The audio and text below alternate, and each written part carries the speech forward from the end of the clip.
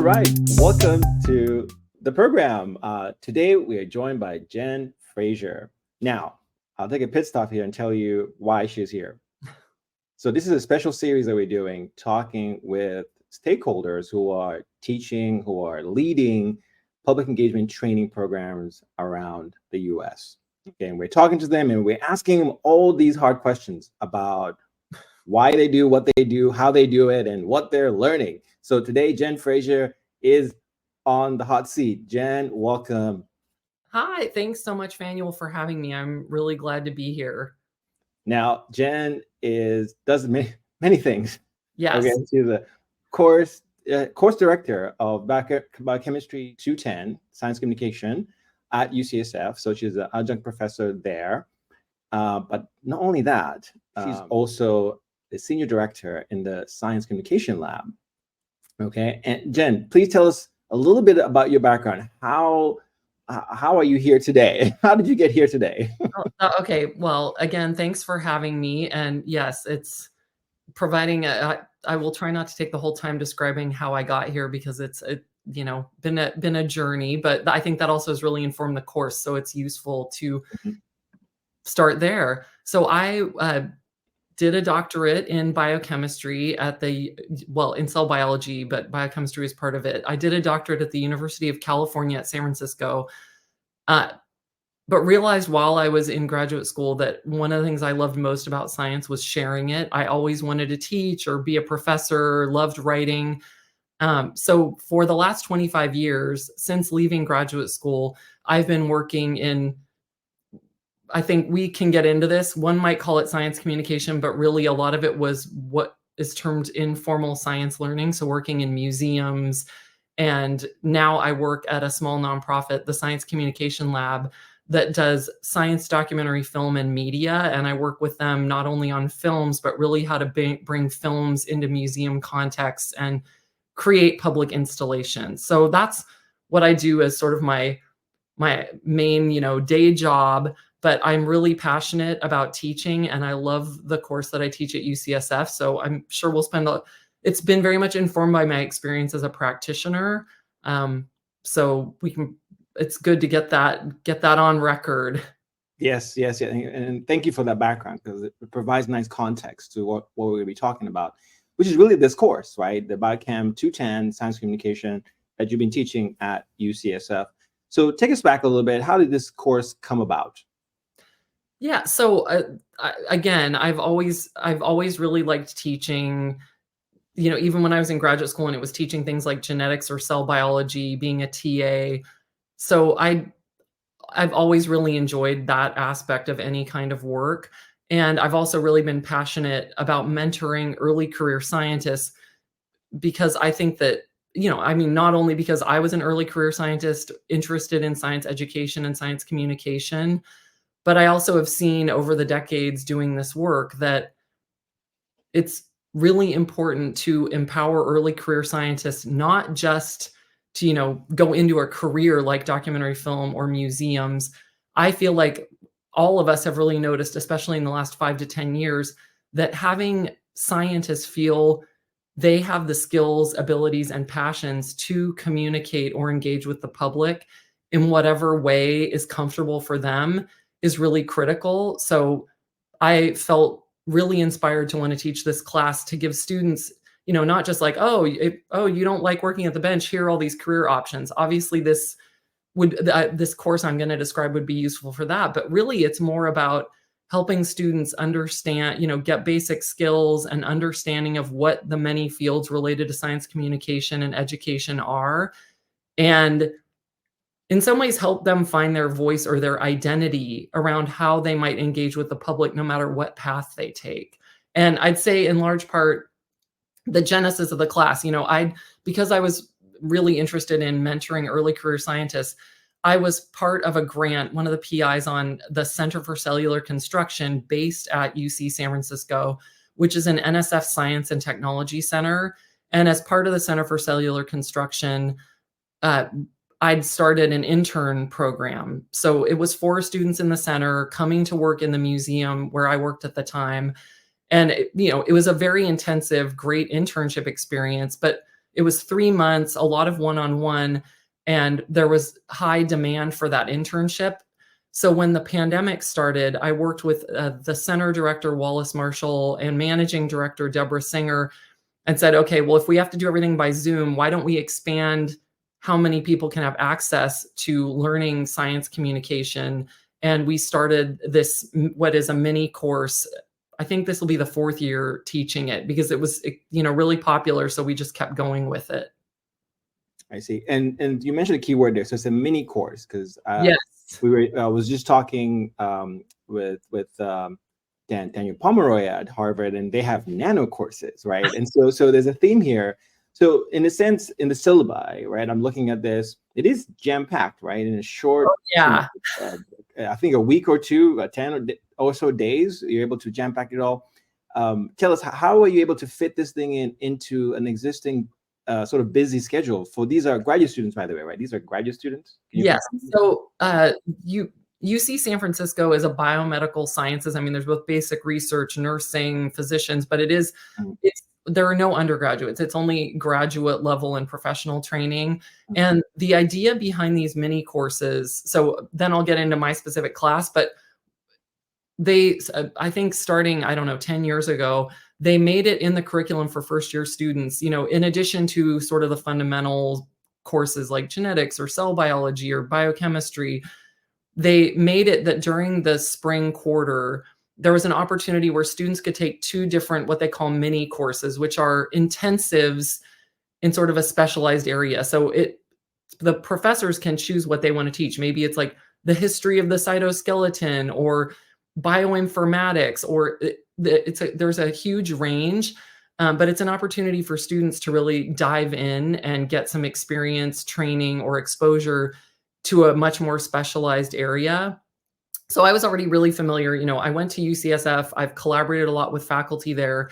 And so again, when the pandemic started and we couldn't do the in-person internships, I knew that the mini course might be an option because there's a lot of flexibility in the curriculum at that time.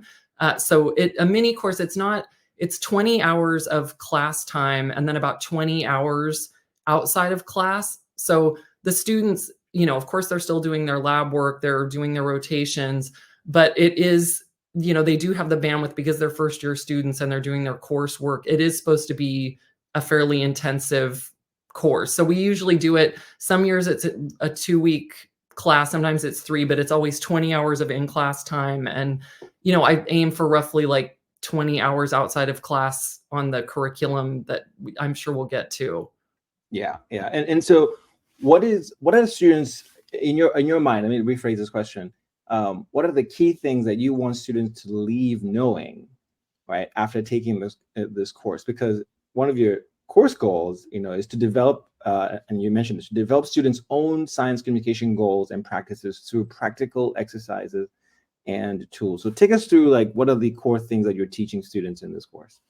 Yeah, no, and I think that's, again, why it's good starting, from me having been and working daily as a practitioner. And I'd sort of get out of the way that I think, when you and I first met, we talked about how terminology is even a little confusing, right? Science communication, I picked the title for the course. I said science communication because that's something that anybody on the street, you're like, oh, it's about science and it's being communicated. So it's very easy for anyone to understand the general domain.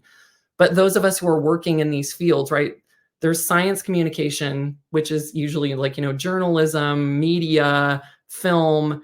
There's also informal science learning, which is, much more like museums or after school programs, participatory things. Now we've got the term civic science. Now we've got the term public engagement. It's like, in some ways we touch on all of that in the course, but it's under the blanket. So let's get out of the way. I'm going to use science communication as a placeholder for anything related to public engagement, civic science, informal science learning.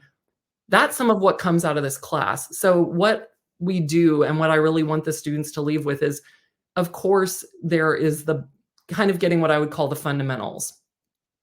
Who is your audience? Understanding your audience, setting your goals, knowing what mediums are available to you, not using jargon. So these are things that are very useful. I mean, if you think of it from a lab perspective, it's sort of like learning how to pipette or learning how to design an experiment. But the reality is that those skills are really important and they can serve students. And we do have, we do things around kind of, we use well-vetted science communication toolkits. We go over the, I would say this is like a great resource, the Inclusive Science Communication Toolkit. So we do go over a lot of really important fundamental concepts. But what's most important to me in the class is I kind of think of it as analogous to being a scientist. Again, these are scientists. Who is my audience? My audience are early career scientists. How many people get inspired to go into science because they are great at pipetting or they know how to use, a flow cytometer? It's like you need these tools, but often those tools are not the things that really inspire us to do the work. We're inspired to do the work because we have questions, we're curious, or because we have a sense of wonder. In some ways, the reason people are scientists, there are as many varied reasons for being a scientist as there are for sharing our science or engaging with the public. So how that translates into actual course design is, we go over a lot of the fundamentals, like understanding audience, all the things I mentioned. But then I'd say there are two other sort of like significant blocks to the class. One is helping the students see that there is actually like a science to science communication. There are whole bodies of research, whether it's in science communication, psychology, cognitive science, computer science, learning research. There are all kinds of fields that are actually studying how to do this well. And so we read a lot of fundamental papers in, whether it's like motivated numeracy, which means, that people can't process numbers if it relates to like biases they might have. We read a lot of papers from a lot of scholars who work in this area or evaluations. And some of this is so that they appreciate, again, a great museum exhibition or documentary film is not based on, well, we follow these rules of evidence. It's like there is an art to these things, but I think some of this is helping the students understand that there are fields where we can learn what is effective or not. And in some ways, this isn't just so that they understand science communication or science education is evidence-based. To me, that's actually something that's really inspired my work because it inspires curiosity. If you're a scientist, curiosity is one of your most fundamental attributes. And it's, I think in some ways, like showing them that you can even have questions about how to do your work well is inspiring. Did this exhibit, doing it this way or that way, which thing worked better? Oh, if I apply what they know about data design from cognitive science, did my graphic turn out better? I think it's not just showing it that it's not just random what works in science communication, showing them that it's an evidence-based field can inspire their curiosity and actually, so I feel like that taps into things. So there's that aspect. And then probably the thing that I think is, so, we do the fundamental tools, we do a lot of reading and guest lectures from people across, again, these many domains. We have guest lectures from psychology, communication, there are a lot of people, computer scientists who develop software to use AI to screen for scientific misinformation. So we show how all these different fields influence aspects of public engagement. And then I think the part that is really fun for me, and frankly, probably the most fun for the students, is also just almost a tour of all the ways that you can engage the public. So even from the first day, we do this brainstorm where we try to think of all the ways the public could possibly be exposed to science, and I think there are those usual things like, oh, the New York, articles in a newspaper, so a YouTube video, but then the students really get going on like, oh, what if you see a t-shirt that says, I love meiosis? What if you saw like a road sign that says mask up? What if their ideas, what it is talking to your uncle about vaccines at Thanksgiving? Is that science communication? So we really start pushing on what are all the different ways that you can actually do science communication. And through the course, after we do the fundamentals and a lot of things around like the evidence, research on effective communication tools, we then spend a lot of time almost what I would call like a tour. We'll have some different, like we have guest lectures and field trips to, like we went to KQED, our local PBS affiliate where we saw them filming a short series they do online called Deep Look, where they did research on how thumbnails influence gender, which genders watch films. We go to museums and we get tours of how exhibits are designed and how they design programs. We get lectures from people who do social media on all the different social media platforms and which strategies work best. We learn how to do effective dialogue one-on-one with family members. So it's really about then showing them and giving them some idea of like what is required in all these different modes of engagement, so that when they leave the class, they have a better sense. I encourage them to reflect on sort of what resonated for them and what's realistic. It's like a documentary film costs millions of dollars. You are probably not going to leave graduate school and just make a documentary film, but maybe you're like, that's what I want to do. And then someone like me can help them figure out how to get there, or they might be able to have a more constructive conversation with a friend from high school about vaccines. I think it's about really giving them a sense through this course of, not only what the complex, interesting landscape of science communication is, but also a sense of what might resonate for them. Because again, I think kind of getting back to science, some people in science are like great tool builders. Some people, are connectors and collaborators. Some of this is getting the students to sort of see that whatever their skills and talents and personalities are, there's a place for them to engage the public. But I'm sure you have questions. Actually, as you can see. No, this rarely happens. You were answering my questions as I was thinking about them. So I think it was natural to just let you continue and answer them. I'm not being one of the most important things from either inclusive science communication or communication is also being a good listener. So I would like to listen to your questions. And I think you were leading up to this when students are leaving your course, because they're going through a lot in this short time span. There's theory. It's what I'm hearing. I'm hearing theory. I'm hearing practice. Yes. Right? And so what are they telling you after this course? What are you tracking directly and indirectly? That's a great question. And, again, I'm a huge fan of evaluation and research. I'm sure you can sense, since I spend a lot of time teaching, learning science papers, showing them. We actually cover how to evaluate and assess your own programs. I go through a whole section on how can you get feedback, whether it's just anecdotal from the audience or surveys, or full on hiring a learning scientist or professional evaluator. So I take feedback. How do I assess it? I do take that stuff really seriously. And I think there have been a few ways. The most concrete is we do a anonymous course evaluation where, there's a series of maybe 10 questions. So every year we've done that. I'll start with that. It's been literally the first time I read the course evaluations, I cried, but it was not tears of sadness. I was so touched. And I don't know if some of it was that first course was taught during the kind of the height of the pandemic. Vaccines were not even out yet. There was all of the intensity around COVID. And some of the students, multiple students self-reported, again, it was anonymous, that the class changed how they perceived themselves and their role in their community and how they should share science.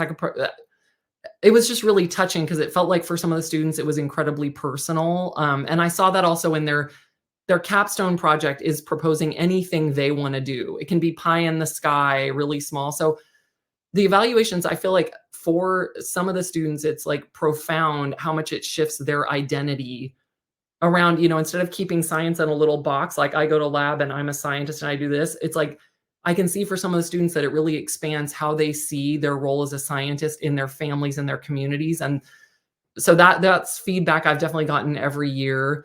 I don't always cry. Maybe it was like a day where I was particularly susceptible to tears.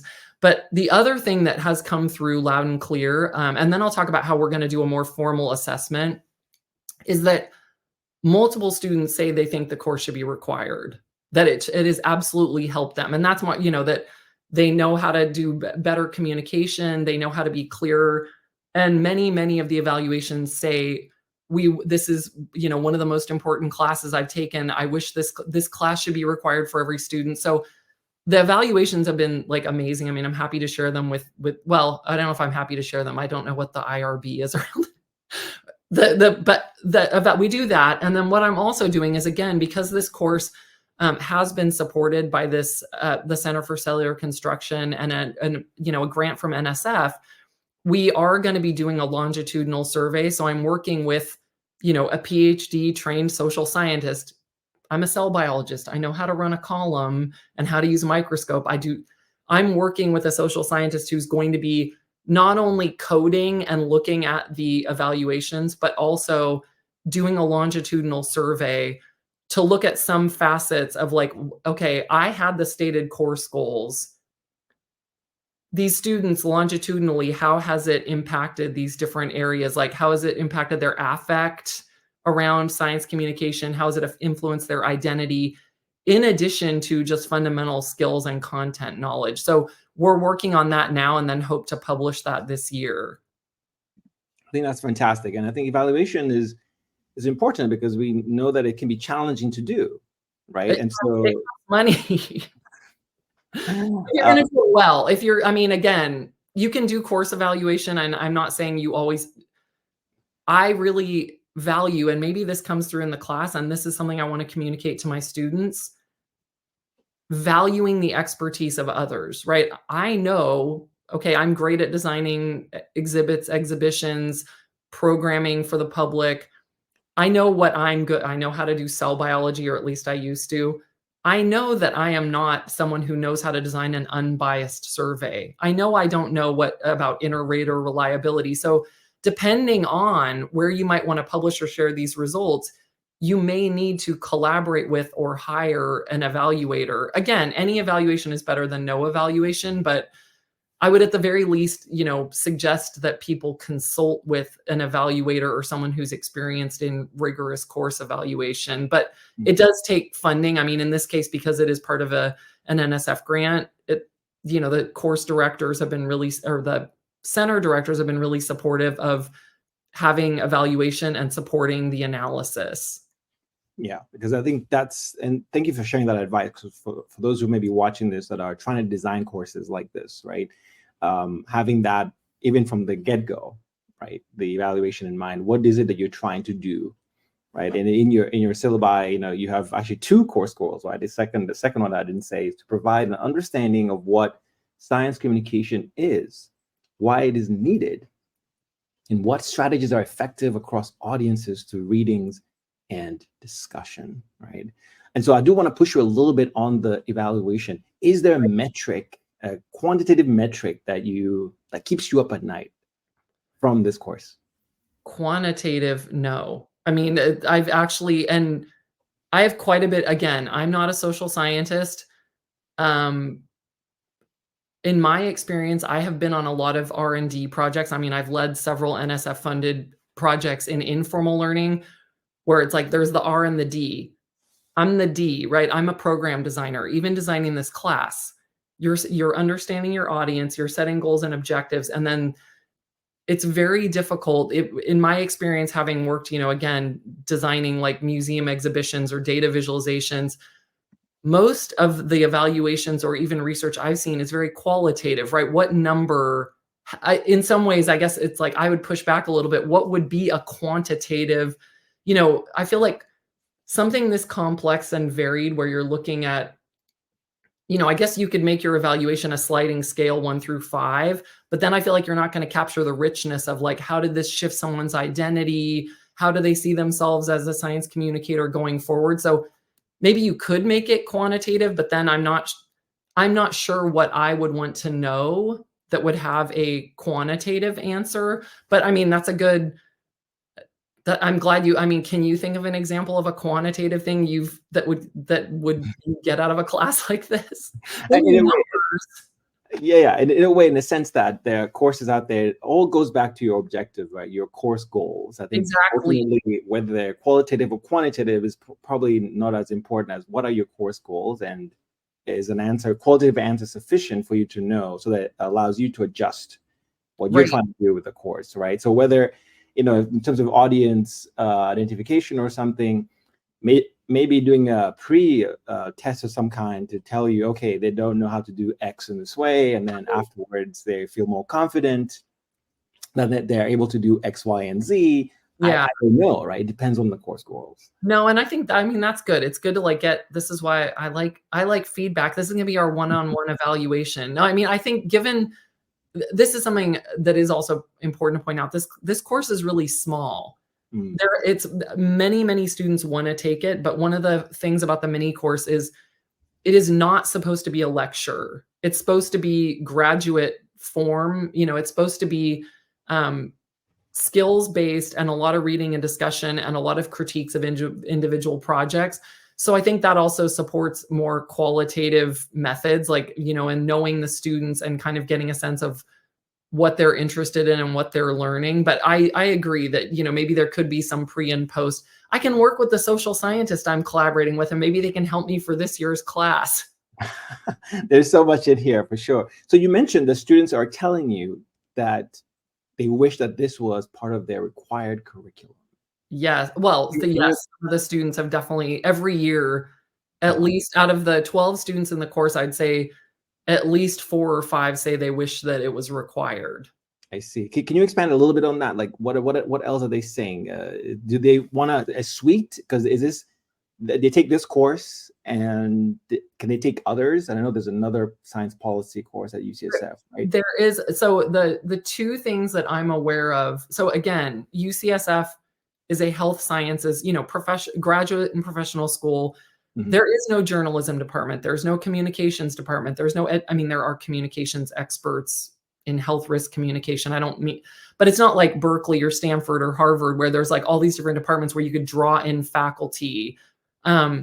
So there are very, very limited actual courses. There might be trainings offered here and there, but my course is the only course in science communication.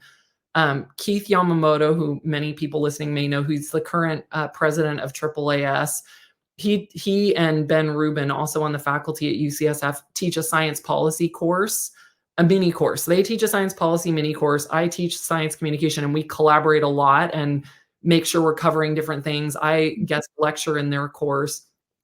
And the Science and Education Health Partnership, led by Catherine Nielsen and with some stewardship from Bruce Alberts, who was the former president of the National Academy of Sciences, where there is likely going to be a science education mini course, which again, we're all kind of communicating and working together on, could there be this suite? Could we eventually work toward a certificate program in one or more of these? I mean, each is their own expertise. Science education, science policy, informal science education and communication, they all are their own fields. But they're fairly limited offerings, I think, because UCSF is again focused on like biomedical health sciences training. Yeah. So I suspect maybe there'll be others in development in the future, right? As students are asking different things, because in your syllabi, and for those who are watching this, they go through a lot in here, right? You've got communicating science online. You've got setting communication goals, right? We know, of course, you had John Beasley, of course, right? Who came by, engaging with the public in museums, visual science communication. Jen, now rapid answers, right? We have that phase. I wish I think we need to have you back. That's for sure. Okay. So, I'm going to ask you some rapid fire questions here. Yes. Favorite topic in your syllabi? What do you love teaching students to do? Having spent almost 20 years working in science museums, definitely the science museum, designing experiences for science museums that are evidence-based and creative. That's definitely my favorite, of course. Memorable event in the time span you've taught this course. Is there a moment in time where something happened? I know you mentioned you read the evaluations at one point. Give us another. the first year that we did, again, these capstone projects, so there's, the intensive mini course, and then for the final project, again, to let the students feel liberated and sort of find their voice in this, they can propose anything they wanna do. Like, what would you do if you could do anything? And it could be like, I'm gonna make the whole United States have a science day where Mm. it can be anything, a huge dream or something as small as like, I'm gonna practice how I'm gonna talk to my grandma about vaccines. The first time the students presented their, so it was probably because it was the first time I taught the class. I'd thought about it a lot, done all the work of teaching it. And then in their final presentations, one of the students had made a brochure for how to explain COVID vaccines in Spanish. It was reflecting her identity, where she came from. And then she made the pamphlet and went to Target, which is a large chain store here in California, probably other places as well, and was planning on sharing it, taking it to sit with her mom, who worked at Target, in the break room, hand out the pamphlet and answer questions in Spanish. I could practically tear up. And another student who was from Wisconsin talked about how she was going to go to rural areas where she was from, and this was her idea, have science fairs showing them that agriculture was actually science related. And there were several other examples. So that first time of seeing, how these students had really incorporated that where they come from and who they are and their interests is such an asset, whether they ever did these things or not, for them to see that, their language abilities or where they grew up or who their friends were, those are things, if we choose to, we can leverage. It was really profound for me, because I felt like maybe they would have thought these things anyway, maybe, and I shouldn't attribute them to myself, but I was blown away. Yeah, yeah. And the majority of students taking this course are first year. Is that right? You mentioned that earlier. Yes. Sometimes, so they get priority because it is within a program at UCSF. I can't even say what the acronym. There is a program called Tetrad that does a lot of the training for the kind of core biomedical research students. They get priority, and then if there's space left, students who are further along in their training can take it. I see. Okay, 30 or so seconds. You have the magic wand, Jen. Okay, all right. What would you want to do at this juncture with the course more broadly? Give us a sense. Anchor it with the course, especially. Well, I love. This has probably come across. I really love teaching the course. If I had all the time in the world, the magic wand would be, I love being a practitioner and actually doing the work of creating public engagement. Mm-hmm. If I had a magic wand with the course as a basis, I would offer the course much more throughout the year. I would have versions of the course I could give in other places, which, I can do. I would have seminars where I invite in people to give talks. I think I would just expand the opportunities for any scientist to learn these kinds of things in ways that work with their very busy schedules. Seminars, online learning. And I would probably also make it that in some ways, not that it's required, but that there is a reward system, because I still feel like these are students who are choosing to do this and self-sorting, and I feel like these skills could benefit anyone, and I wish that there was more motivation by all scientists to infuse their work with a bit of this. Yeah, and you would encourage students to partake, right, in these type of courses, right, during their graduate training, right? At least, is that right? Again, I do think it would be useful. Magic wand, I wish that, I would like to just do more of this for the people who want it.